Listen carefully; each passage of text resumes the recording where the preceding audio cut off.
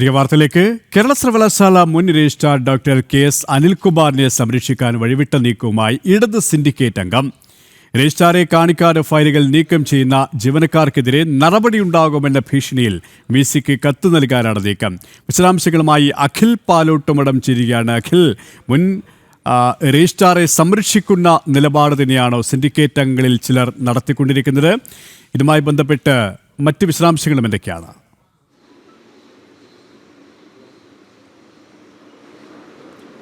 KP Kerala സർവകലാശാല ആസ്ഥാനത്ത് അരങ്ങേറിയ എല്ലാ നാടകീയ രംഗങ്ങളുടെയും ഒരു ട്രെയിലർ, അത് മുഴുവൻ പിക്ചറിലേക്ക് മാറുന്ന ഒരു സമയമാണ് ഇപ്പോൾ നമുക്ക് കാണാൻ സാധിക്കുന്നത്. കഴിഞ്ഞ ദിവസം SFIയുടെ നേതൃത്വത്തിൽ സർവകലാശാല ആസ്ഥാനത്ത് നടത്തിയ അക്രമങ്ങൾക്ക് പിന്നാലെ തന്നെ വീണ്ടും ഒന്നുകൂടി കടുപ്പിക്കാൻ തന്നെയാണ് ഇടത് സിൻഡിക്കേറ്റ് അംഗങ്ങൾ ഇപ്പോൾ തീരുമാനമെടുത്തിരിക്കുന്നത്. ആദ്യഘട്ടത്തിൽ VC-യെ മറികടന്നുകൊണ്ട്, അതായത് സിൻഡിക്കേറ്റ് യോഗം പിരിച്ചുവിട്ടതായി VC പറഞ്ഞതിന് ശേഷവും ചില അജണ്ടകളിൽ തീരുമാനമെടുക്കുകയും രജിസ്ട്രാറെ തിരിച്ചെടുക്കുന്നുവെന്ന ഉത്തരവ് സിൻഡിക്കേറ്റ് പുറപ്പെടുവിക്കുകയും ചെയ്തിരുന്നു. പക്ഷേ അത് നിയമപരമായി നിലനിൽക്കില്ല എന്ന് മനസ്സിലായതോടുകൂടിയാണ് മറ്റൊരു തീരുമാനത്തിലേക്ക് കടക്കാൻ ഇപ്പോൾ സിൻഡിക്കേറ്റ് തീരുമാനമെടുത്തിരിക്കുന്നത്. അതിൽ പ്രധാനമായും ഈ സിൻഡിക്കേറ്റ് അംഗങ്ങൾ തന്നെ ഓരോ ഡിപ്പാർട്ട്മെൻറ്റിൻ്റെയും കോർഡിനേറ്റർമാർ കൂടിയാണ്. അപ്പോൾ സ്റ്റാഫ് കോർഡിനേറ്റർ കൂടിയായ ഇടത് സിൻഡിക്കേറ്റ് അംഗം ഷിജു ഖാൻ്റെ നേതൃത്വത്തിലുള്ള ഒരു പുതിയ കരുനീക്കമാണ് ഇപ്പോൾ നടത്താൻ തീരുമാനമെടുത്തിരിക്കുന്നത്. അതായത് സർവകലാശാലയ്ക്ക് കീഴിൽ വരുന്ന മുഴുവൻ ജീവനക്കാർക്കും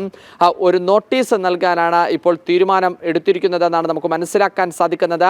അത് ചൂണ്ടിക്കാട്ടി സർവകലാശാലയുടെ വൈസ് ചാൻസലർക്ക് ഷിജു ഖാൻ വരും ദിവസം തന്നെ ഒരു കത്തും നൽകും.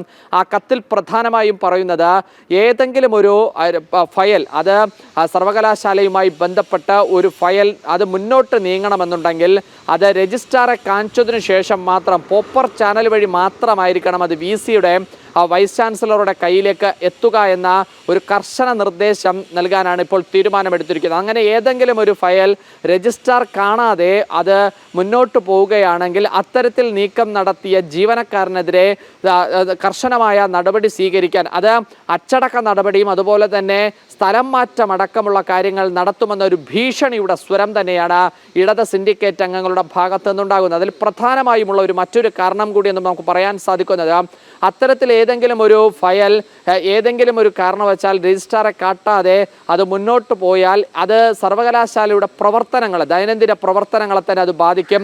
അത് മനസ്സിലാക്കിയാണ് സിൻഡിക്കേറ്റ് അംഗങ്ങൾ ഇത്തരത്തിലൊരു നീക്കത്തിന് തയ്യാറെടുക്കുന്നത് എന്ന് തന്നെയാണ് നമുക്ക് മനസ്സിലാകുന്നത്. കാരണം ഇതിലൊരു പ്രധാനമായ ഒരു കാരണമെന്ന് നമുക്ക് പറയാൻ സാധിക്കുന്നത്, ഇപ്പോൾ അഡ്മിഷൻ്റെ സമയമാണ്. അതായത് ജൂലൈ മാസം എന്ന് പറയുന്നത് അഡ്മിഷൻ്റെ സമയമാണ്. ഈ അഡ്മിഷൻ സമയത്ത് സർവകലാശാലയുടെ ഫയലുകൾ അല്ലെങ്കിൽ സർവകലാശാലയുടെ പ്രവർത്തനങ്ങൾ അതീവ ജാഗ്രതയോടെയും സൂക്ഷ്മതയോടെയും മുന്നോട്ട് പോകേണ്ട സമയമാണ്. കാരണം മുഴുവൻ വിദ്യാർത്ഥികളുടെയും സർവകലാശാലയ്ക്ക് കീഴിൽ തിരുവനന്തപുരം, കൊല്ലം, ആലപ്പുഴ വരെയുള്ള മുഴുവൻ 3 ജില്ലകളിലും പത്തനംതിട്ടയിലെ ഏകദേശം 4 കോളേജുകളും അടങ്ങുന്ന കേരള സർവകലാശാലയിലെ ഏകദേശം 1000-ൽ പരം കോളേജുകളിലെ വിദ്യാർത്ഥികൾ, അതായത് ഡിഗ്രി പ്രവേശനം നേടുന്ന, PG പ്രവേശനം നേടുന്ന, B.Ed-ൽ പ്രവേശനം നേടുന്ന വിദ്യാർത്ഥികളുടെ എല്ലാം തന്നെ മറ്റു സർട്ടിഫിക്കറ്റുകൾ അടക്കം വെരിഫൈ ചെയ്യുകയും ആ സർട്ടിഫിക്കറ്റുകൾ സൂക്ഷിക്കുകയും ഒക്കെ ചെയ്യുന്ന ഒരു സംവിധാനത്തിലേക്ക് പോകേണ്ട, അല്ലെങ്കിൽ അവരുടെ മുഴുവൻ ഭാവിയെ നിർണ്ണയിക്കുന്ന തരത്തിലുള്ള പേപ്പർ വർക്ക് നടക്കേണ്ട ഒരു സമയമാണ് ഈ ജൂലൈ എന്ന് പറയുന്നത്.